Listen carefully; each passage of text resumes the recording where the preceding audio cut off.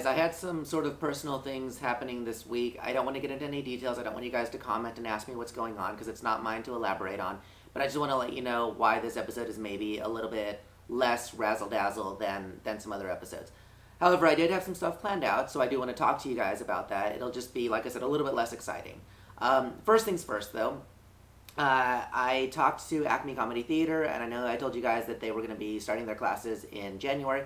Turns out it's going to be January 17th. I'm all but registered. I'm not officially registered. I'm waiting to hear back who the teacher is going to be and all that fun stuff. But it's going to be $395, which is less than I thought it would be, which is good.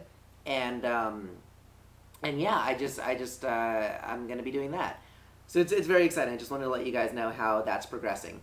Second thing, my headshot. All right.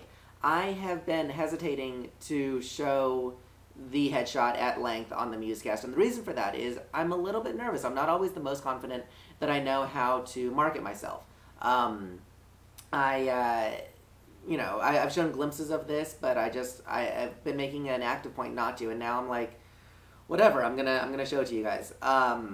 So what I wanted to capture in my headshot is a couple of things. One, I'm kind of adorable. It's true, so I wanted to capture that. I'm a big nerd, so I wanted to capture that. And I look pretty young, so I wanted to capture that.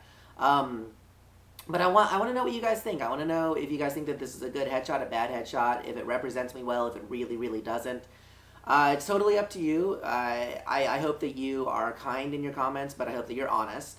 I know that Travis at one point mentioned that he likes my hair without any product in it, and obviously I do have product in it in the headshot. The reason for that is I think it looks a little bit nicer with the gel in it. But yeah, I mean, things like that. Like go ahead and actually be honest, even if you have some critiques. So there's that. And, alright. Next thing, I guess this could technically count as a Musecast in the world. Yeah, it can? Okay, good. Alright.